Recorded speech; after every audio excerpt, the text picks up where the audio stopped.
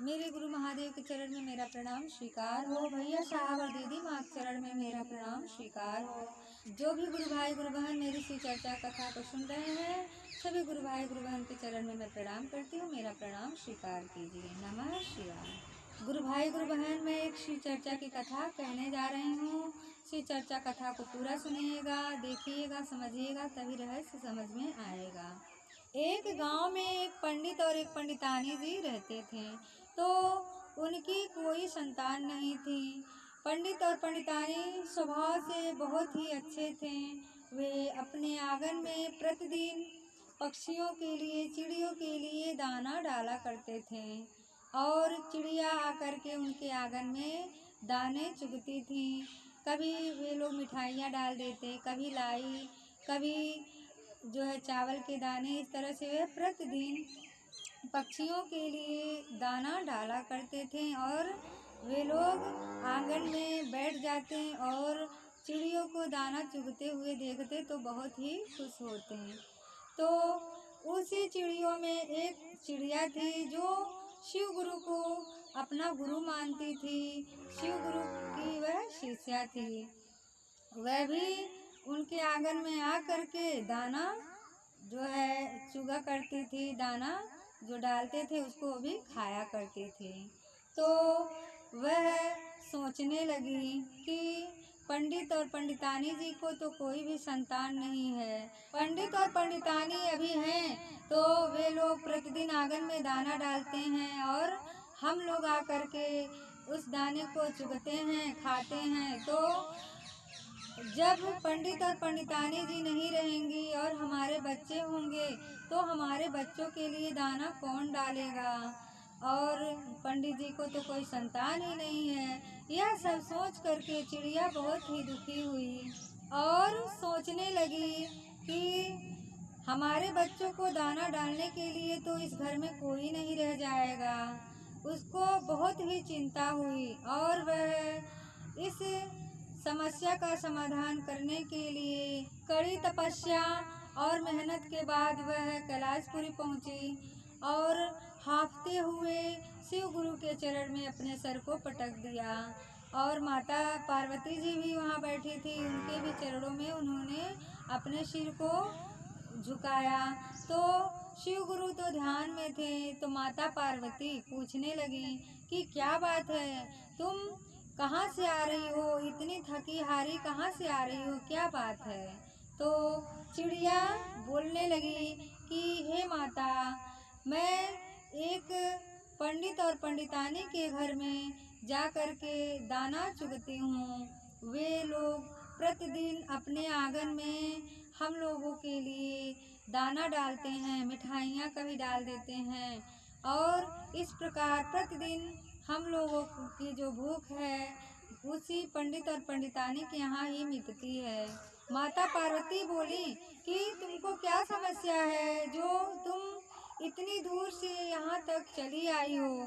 चिड़िया बोलने लगी कि उस पंडित और पंडितानी के तो कोई भी संतान नहीं है, तो अगर हमारी जो संतान होगी तो उसके लिए दाना कौन डालेगा, उनके घर में तो कोई नहीं रह जाएगा।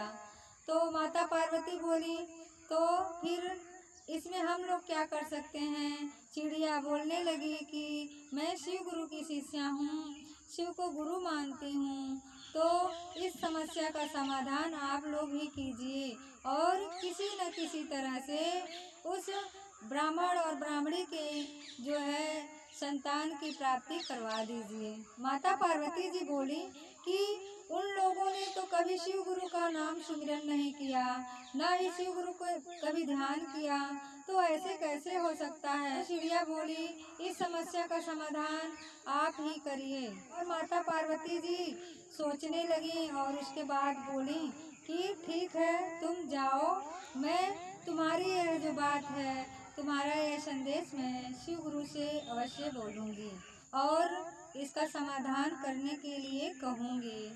तो चिड़िया फिर वापस धरती लोक पर आ गई। माता पार्वती ने उस चिड़िया की यह बात शिव जी से बताई और शिव जी ने माता पार्वती से जब उस चिड़िया की बात सुनी तो उन्होंने कहा कि ठीक है, उसका समाधान अब हम लोग करेंगे।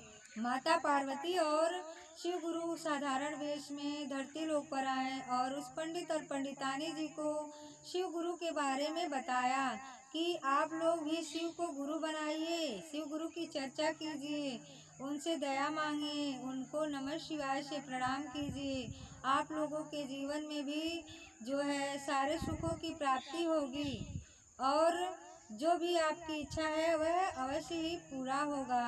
तो जो पंडित और पंडितानी जी थे उनकी बात मान करके उसी दिन से शिव गुरु को अपना गुरु बना लिए और उनसे दया मांगने लगे, उनको नमन करने लगे, उनका ध्यान करने लगे। और जब शिव को गुरु बनाकर वे लोग नमन करने लगे, उनको जो है दया मांगने लगे, तो ऐसे ही जब 4 महीने बीता तो उनके घर में एक खबर आई कि जो पंडितानी जी हैं वह गर्भवती हैं। यह जो बात सुन करके वह चिड़िया बहुत ही खुश हुई और पंडित पंडितानी जी बहुत खुश हुए और वो खुशी के मारे अपने आंगन में दाना डालते, मिठाइयाँ डालते हैं और बहुत ही प्रसन्न होते हैं। जब चिड़िया अपने बच्चे के मुंह में दाना डालती, उसको खिलाती, तो यह देख करके पंडितानी जी कहते हैं कि जब मेरी संतान होगी तो मैं भी उसको अपने हाथ से खाना खिलाऊंगी, मिठाइयाँ खिलाऊंगी। पंडितानी जी की यह बात सुन करके वह चिड़िया बहुत ही खुश होती और अपने जो है बच्चे के लिए खुश होती कि हमारे आने वाली संतान के लिए भी दाना डालने के लिए इस आंगन में अब आने वाला है। और वो बार बार शिव गुरु को नमन करती कि शिव गुरु ने जो है मेरे ऊपर उपकार किया है।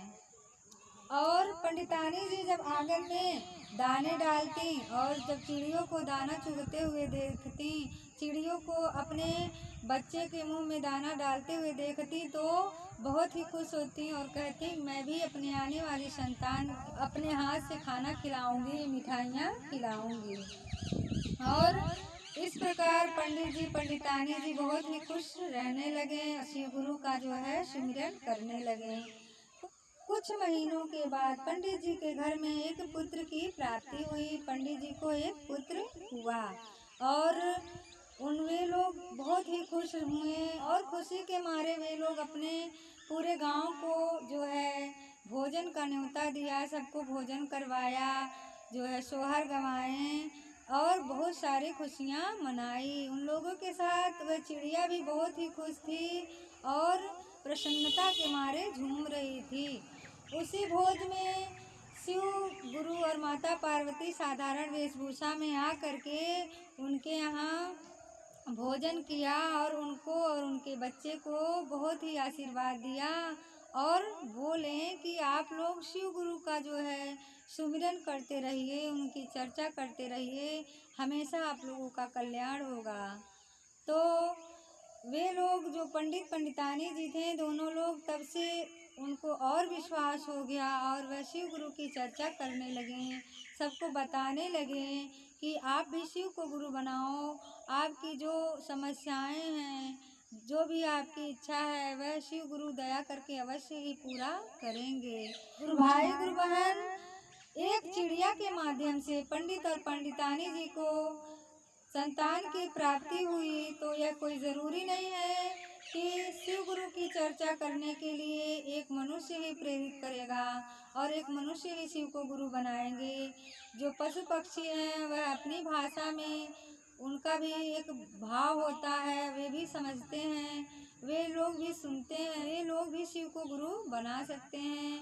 और हम जाने या ना जाने जो पशु पक्षी अच्छे स्वभाव के हैं वे लोग अगर हमारी बातों को सुनते हैं, समझते हैं तो हमारे लिए भी, हमारी खुशियों के लिए भी प्रार्थना करते हैं। इसलिए हमें सभी जीवों पर दया करनी चाहिए और जहाँ तक संभव हो हमें भी उनके जो है खाने पीने की व्यवस्था हम लोग जहाँ तक कर पाएँ, जो भी हमसे संभव हो उतना हम लोगों को करना चाहिए। कोई भी जीव, चाहे वह कुत्ता हो, चाहे बिल्ली हो, चाहे चिड़िया हो, तो अगर हम लोगों के यहाँ आ गया, हम लोगों के यहाँ रहता है तो हमें उसके जो है खाने का थोड़ा बहुत जो है इंतजाम हो पाता है, जो भी इंतजाम हो पाए उसको अवश्य ही करना चाहिए। चिड़ियों को दाना डाल देना चाहिए। अगर कुत्ता द्वार पे आ गया तो उसको रोटी अवश्य ही दे देनी चाहिए। और इस प्रकार हमें जीवों पर दया करनी चाहिए, क्योंकि जीव भी हमारी भावनाओं को समझते हैं, वो लोग भी हमको समझते हैं। जो लोग उनके साथ जैसा व्यवहार करते हैं वे लोग उनके प्रति वैसे ही व्यवहार करते हैं। और एक चिड़िया के माध्यम से जो है पंडित पंडितानी जी का जो है घर भर गया। उनको नमः शिवाय। गुरु भाई गुरु बहन, आप लोगों को मेरी शिव चर्चा कथा कैसी लगी कमेंट बॉक्स में अवश्य लिखिएगा। नमः शिवाय।